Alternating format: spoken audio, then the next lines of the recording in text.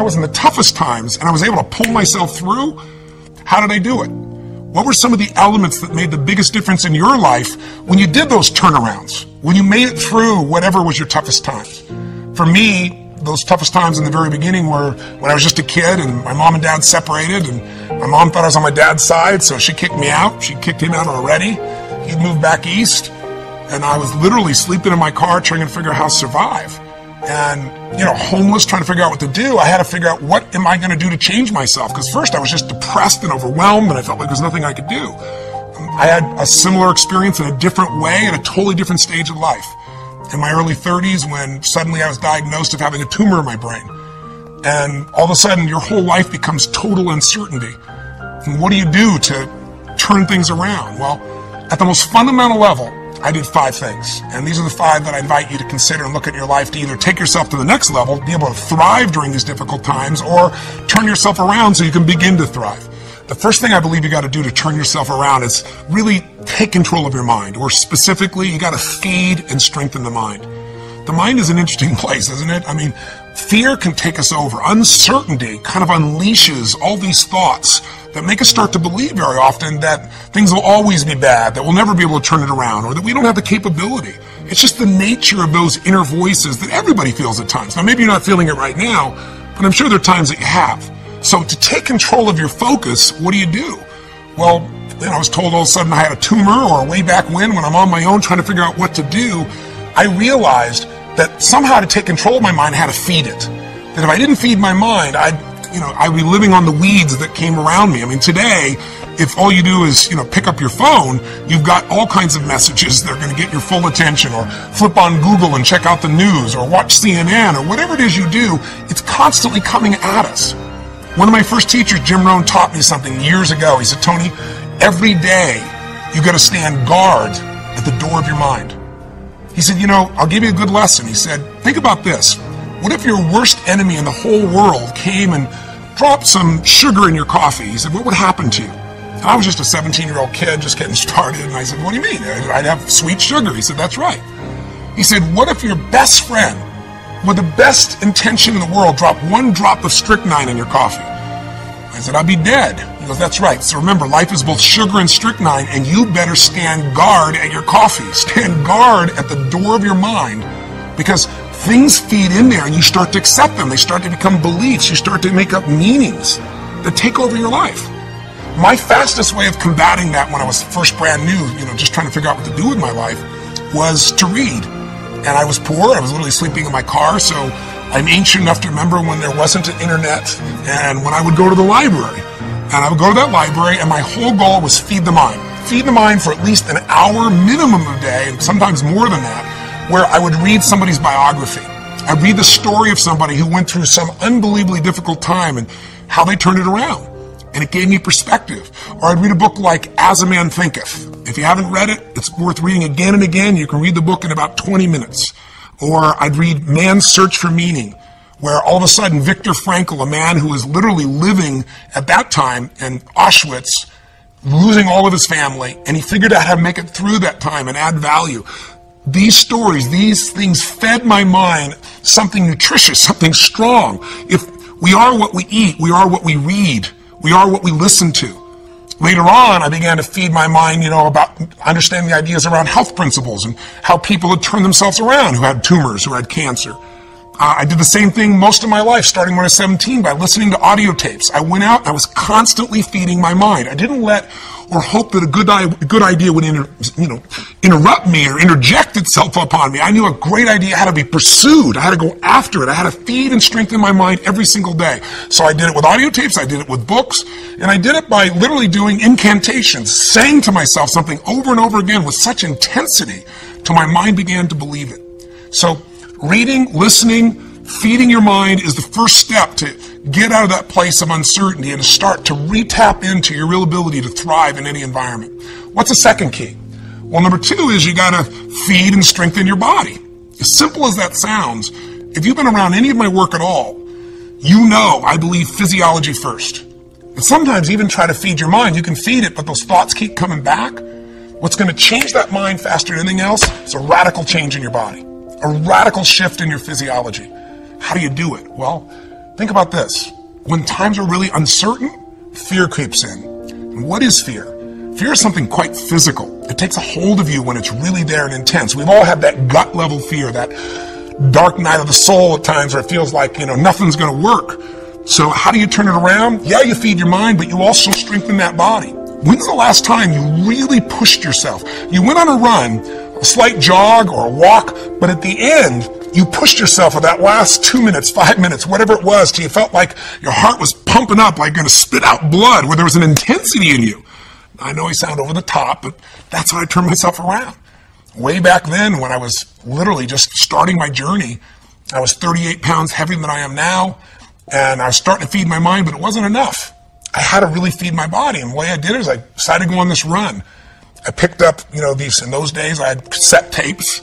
Again, that's how ancient I am, sorry, there was a time before, iPods or anything of that nature, and I listened to this song, this cassette tape. It was by this group, and it was a female group called Heart, and the song was Barracuda, I'll never forget.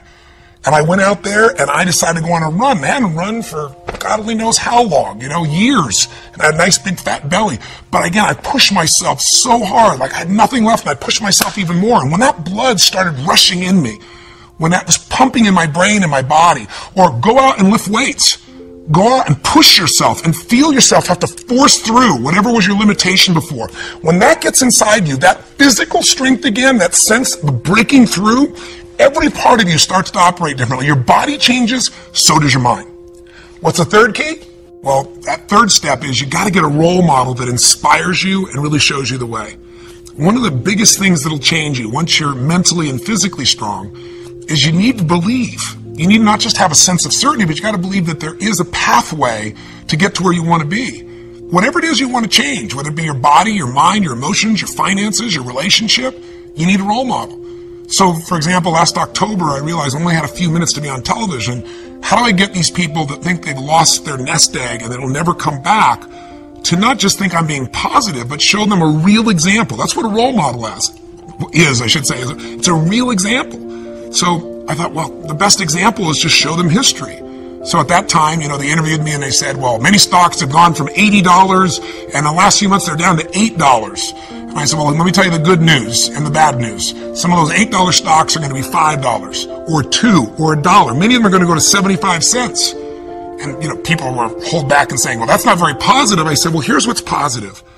If you study the patterns of history, if you look back to what happened in the 1930s, if you see what happened in the 1970s, during that time as well, when the market went through this huge crash in the Depression or in the 70s, there was a period of time not that long afterwards when there was this big growth.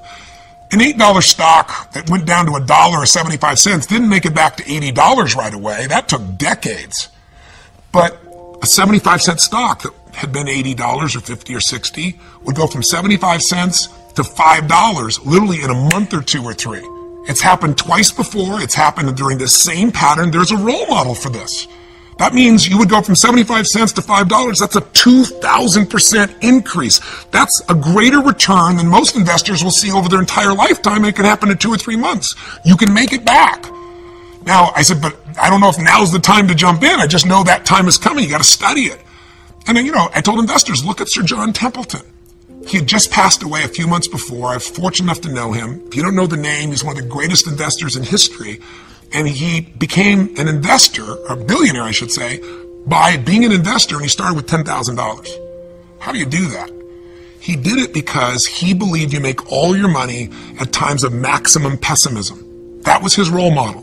In 1939, the Depression is going on, Hitler invades Poland, and he's in a place where all heck is breaking loose, and he took his $10,000 and he invested it all he could in the stock market, bought stocks that cost $1. Many of these stocks were near bankruptcy. But what do you think happened after the war?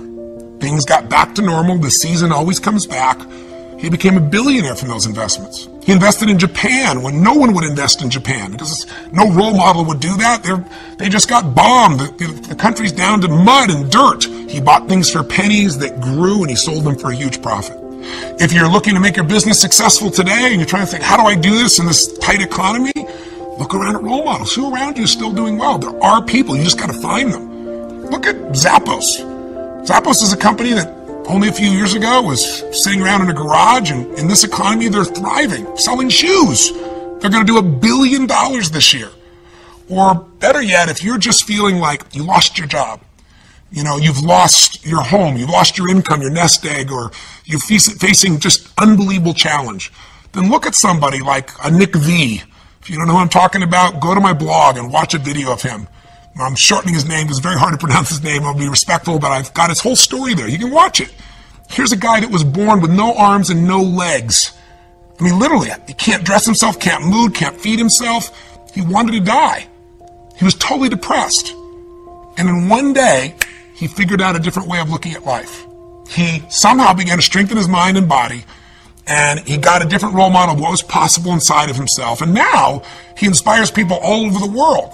Little kids who think they have a big problem, adults who think they have a big problem, meet him and go, how does he even make a phone call? And you'll see him do it. He's got this one little web foot. Please go see it. You'll be inspired. We all need contrast sometimes. Not only role models of how to get it done and be successful, but role models of how to deal with our problems and our challenges. So get a role model that'll inspire you and show you the way. And the fourth key now is you've got to get a proven plan, and you got to take massive action. Don't even worry about a proven plan. There are lots of role models. Hopefully they'll prove it to you, but get a plan. Do something. I tell people all the time, you got to remember the power of massive action. So often in life, people don't begin the journey because they're not quite sure what to do or how to do it right or how to do it perfect. If you want to change your body, get yourself moving. Don't wait for the perfect trainer. Just go out there and move. Put on your shoes and move and get momentum. Just remember, progress equals happiness. If you can start to make progress, if you can get yourself going, even if it's not perfect, if it doesn't work, you know what to do. Just change your approach. That doesn't work, change your approach. But if there's anything that'll shift your life, that'll get you to thrive in a difficult situation, is take some massive action. Try something else. Change it, try it, move it.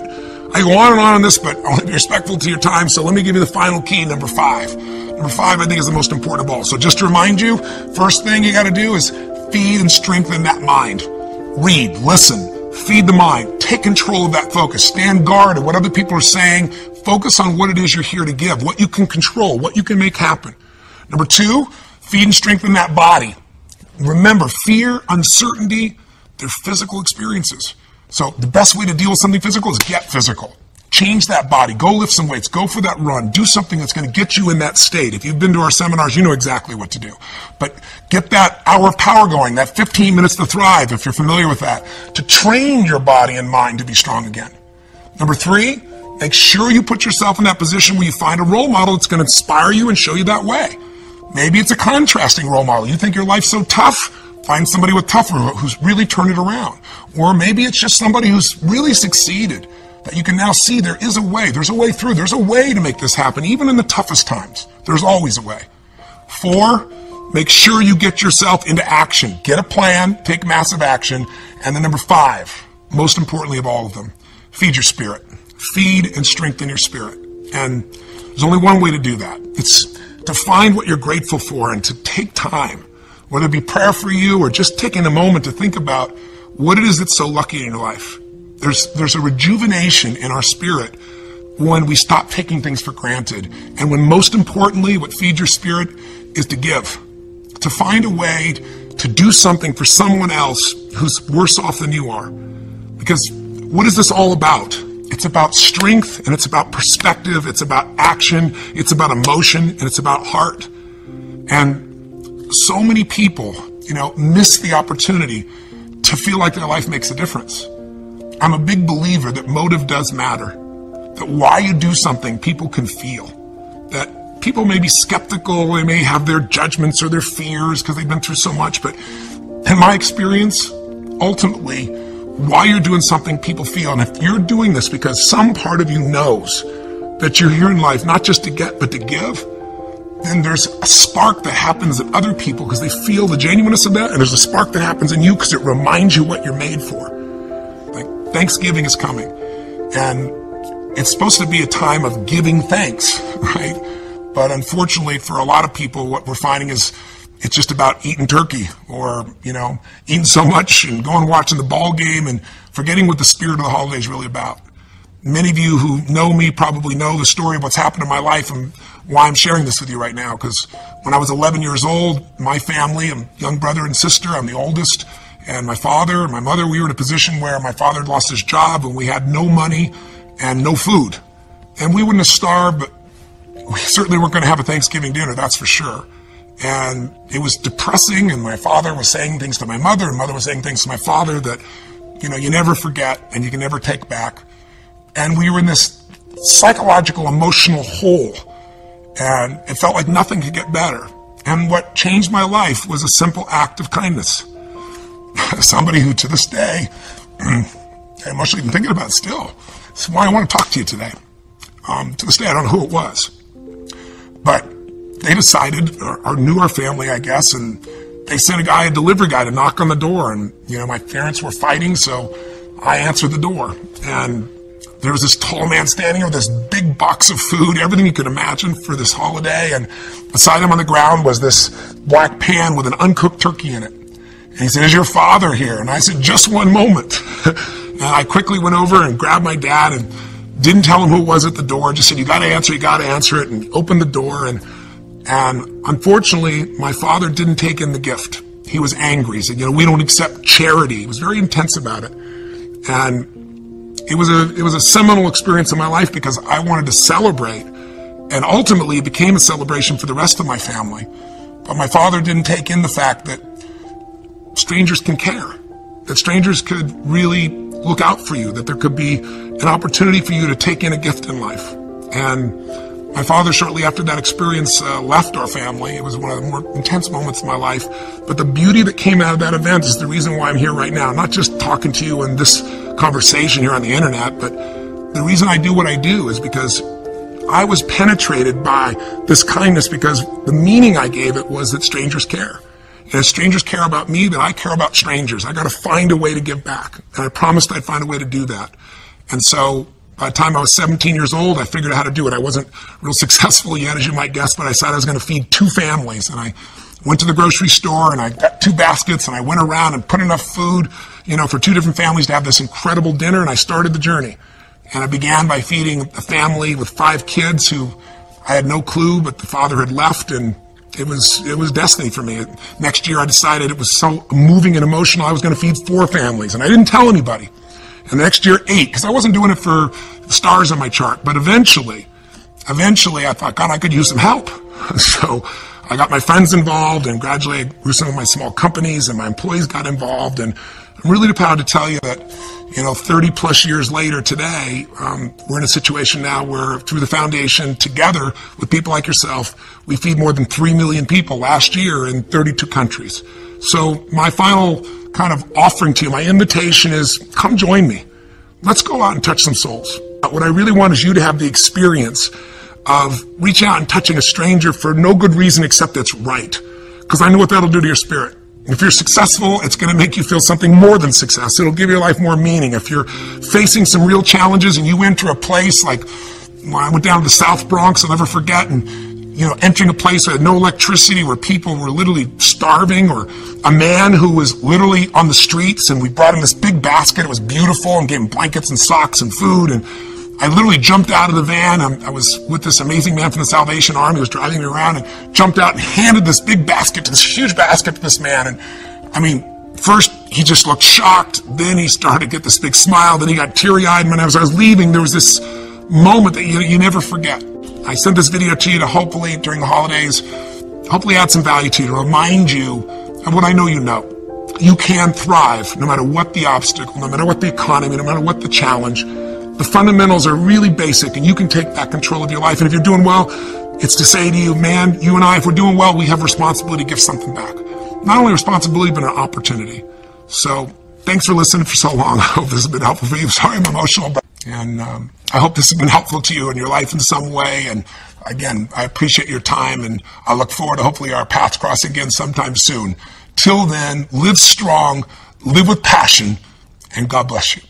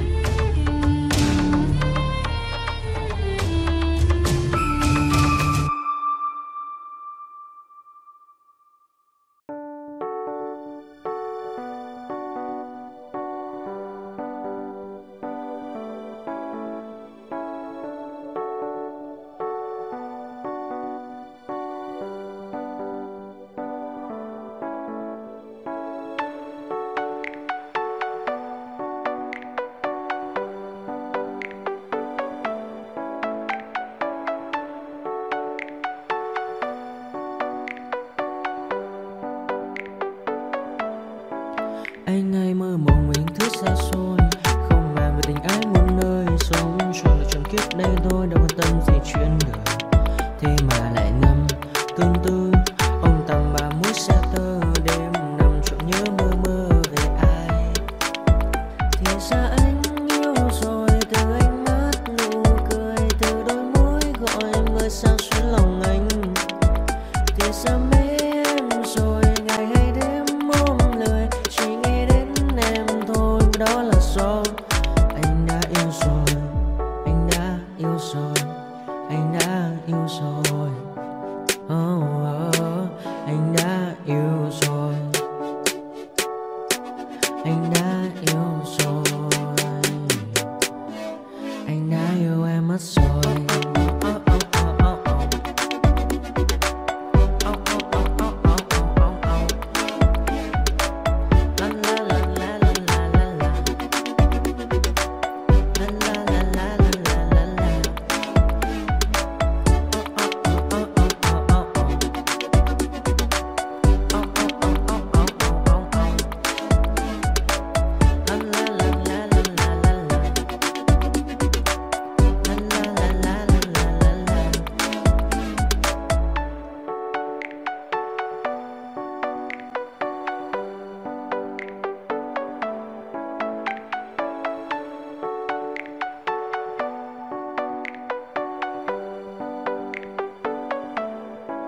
Anh hay mơ mộng mình thứ xa xôi, không màng về tình ái muôn nơi, sống trọn là trọn kiếp đây thôi, đâu quan tâm gì chuyện đời. Thế mà lại ngâm tương tư ông tầm ba mũi xa tơ, đêm nằm trộm nhớ mơ mơ về ai. Thì ra anh yêu rồi, từ ánh mắt nụ cười, từ đôi môi gọi mưa sao xuyến lòng anh. Thì ra mê em rồi, ngày hay đêm ôm lời, chỉ nghĩ đến em thôi, đó là do anh đã yêu rồi, anh đã yêu rồi, anh đã yêu rồi. Anh đã yêu rồi, anh đã yêu rồi, anh đã yêu em mất rồi.